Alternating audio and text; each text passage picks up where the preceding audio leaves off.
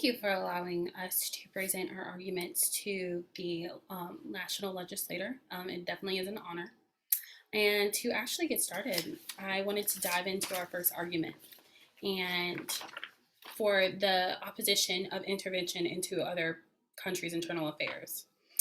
Now, to get started, I wanted to compare the continent of Asia to the country of the United States. Now, of the both of the cultures and both of the ways of life are drastically different. But that does not necessarily make one country better than the other. So, in essence, we should not be able to intervene in the internal affairs of other countries because it would, in a sense, be promoting our way of life onto others. And that definitely is not what we would want to do. I think each country strives on the fact that they are different from each other and the fact that we all have our own uniqueness about us. So it would definitely prove well to not intervene into other people's countries or internal affairs. Now, there was an article shared about non-intervention written by J.S. Mill, and it also shares an interesting point regarding the export of freedom on people from foreign nations. And it basically says that someone who imposes a freedom on another country doesn't necessarily last because there may be a practice or law that that country has been doing for years. So in essence, it would actually be ineffective because more often than not, a country will most rely on the practice and morals that they have done for years. And this also is a view that is shared by Michael Walzer, who was an American author, philosopher, and professor. And he stated that moral standing is the idea that states have a certain kind of right or due regarding global politics. Each state is bound to respect the territorial integrity and political sovereignty of other states by refraining from coercive interference in internal affairs. So basically, we should have that respect for other countries that we would want for ourselves.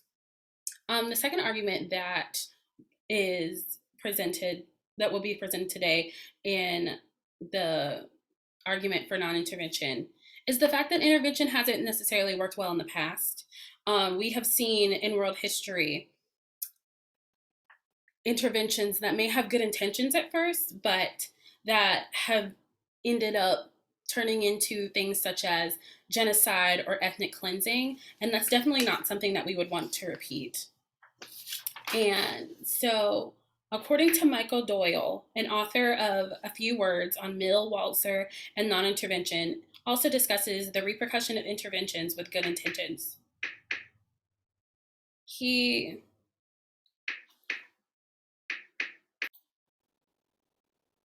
like the point that he brought out that the necessarily dirty hands of violent means often become dangerous hands in international interventions.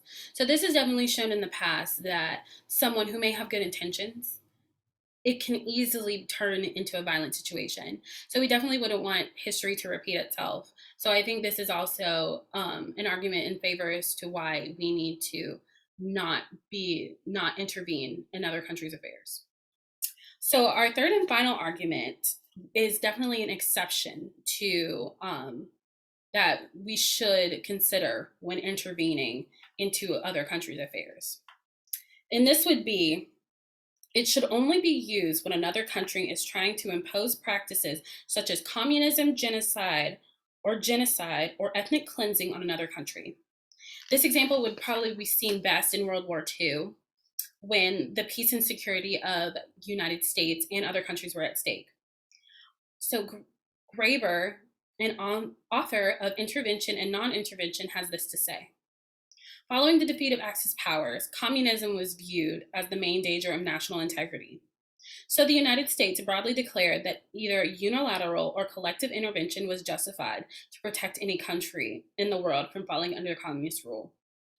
So things such as communism, genocide would definitely be an exception to this rule of non-intervention. And this also led to um, the act put in progress in 2005 from the United Nations of the responsibility to protect.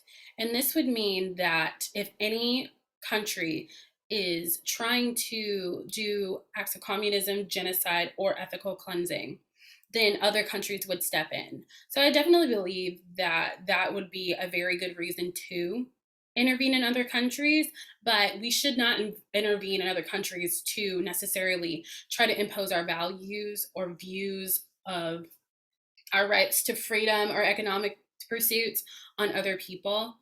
Just like we wouldn't want our country's views imposed on, I don't think that we should impose our views on others.